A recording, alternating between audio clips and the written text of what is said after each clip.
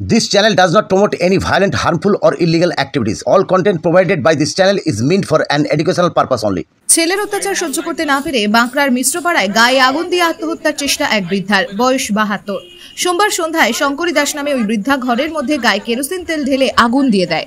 দাউ দাউ করে জ্বলতে থাকেন। বাড়ির লোক তার চিৎকার শুনে ছুটে এসে তাকে উদ্ধার করে। খবর যায় বাঁকড়া ফাঁড়িতে। পুলিশ এসে অগ্নিদগ্ধ বৃদ্ধাকে হাওড়া জেলা হাসপাতালে ভর্তি করে। আজ ভোর রাতে ওই বৃদ্ধার মৃত্যু হয়। প্রতিবেশীদের অভিযোগ, বড় ছেলে অমল দাস মদ খেয়ে প্রায় মায়ের সঙ্গে ঝামেলা করত, এমনকি তাকে মারধর পর্যন্ত করত। কিছুদিন আগে ওই বৃদ্ধা তার জমির একটি অংশ মেয়ের নামে লিখে দিলে পারিবারিক অশান্তি চরমে ওঠে। গত কয়েকদিন ধরে অমল প্রায় মায়ের সঙ্গে ঝামেলা করত। দিন তিনেক আগে মায়ের ঘরে ভাঙচুর চালায়, তারপরই আজকের ঘটনা। প্রাথমিক তদন্তে পুলিশের অনুমান, পারিবারিক অশান্তির জেরে আত্মহত্যার চেষ্টা করে ওই বৃদ্ধা। এরপর আত্মহত্যার প্ররোচনার কারণে অমলকে আটক করে পুলিশ।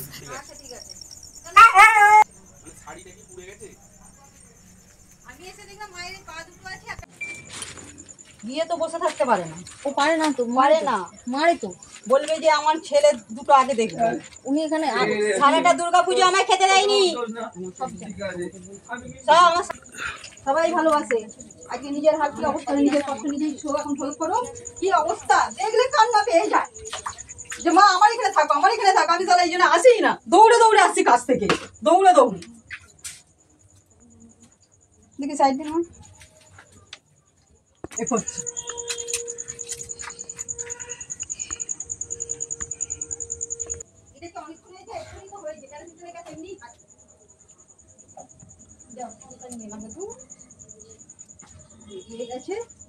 ফোনটা করি আগে।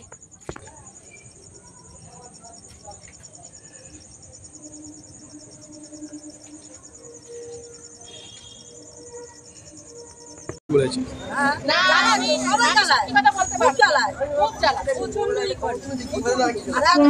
গালাগালি দেয়।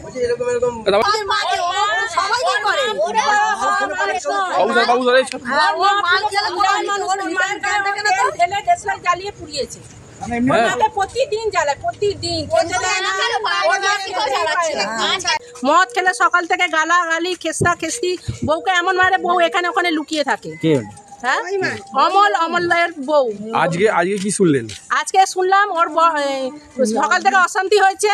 যেটি এর এই পাশের বাড়িতে শুয়েছিল, সন্ধ্যেবেলা গেছে, হ্যাঁ, গায়ে ওর বড় অমলি গায়ে তেল ঢেলে আগুন জ্বালিয়ে দিয়েছে, দিয়ে বিছানায় পা নিয়ে নাচছে, আর বউ এখানে বাইরে দাঁড়িয়েছে। আগুন জ্বালিয়েছে ওর মাকে, ওনার মাকে। হ্যাঁ, ওর ঘরটাও তো দেখলাম ভাঙচুর, ঘর ভাঙচুর সব ভেঙে দিয়েছে। 2-3 দিন আগে ঘর ভেঙে দিয়েছে। ওই অমলি ভেঙেছে। ও কেন এরকম করছে? ও ইচ্ছা করে, বদমাশি করে। ওদের জায়গা নিয়ে একটু ওর বোনকে জায়গা দিয়েছে, ওই জায়গাটা নিয়ে ওর মাথা এখন অনেকদিন ধরে ওই নিয়ে সবাইকে জ্বালাচ্ছে। তাহলে নিজের মাকে পুড়িয়ে দেবে? হ্যাঁ, নিজের মাকে পুড়িয়ে দিয়েছে।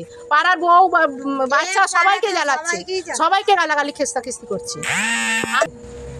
আপনারা কি চান? আমরা চাই অমলের শাস্তি হোক ভালো মতো। আপনার নাম? আমার নাম সোমা দাস।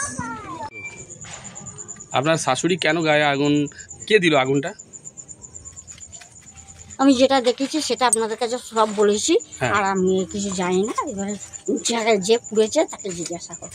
আমি যেটা দেখেছি সেটা বলেছি, আমি আর জানি না। আপনি কোথায় ছিলেন? আমি রাস্তায় ছিলাম। রাস্তায় ছিলেন তখন কটা বাজে? তখন প্রায় 6:30 থেকে 7টার মধ্যে। আচ্ছা, এসে কি দেখলেন? এসে দেখলাম, এদিকে তাকান, এসে দেখলাম দাও দাও করে জ্বলছে, দেখে আমাদের আগুনকে ডেকেছি। যেটা দেখেছি সেটা বল। কি দাও দাও করে জ্বলছে? মানে কে জ্বলছে? ঘরের ভেতরে আগুন জ্বলছে দেখেছি, যেটা দেখেছি সেটা সত্যি করে বলছি। না বিশ্বাস হয় আমার প্রতিবন্ধী ছিল। মানে আপনার শাশুড়ি জ্বলছে? হ্যাঁ, কাগজপত্র দিয়ে। কে ওটা? কে বলছি আপনার শাশুড়ি জ্বলছে? হ্যাঁ, আগুনটা জ্বলছে দেখে আমি দেখেছি। আমার আর বলছি আপনার ছেলে কোথায় ছিল? কোন ছেলে? এই সরি, আপনার স্বামী কোথায় ছিল?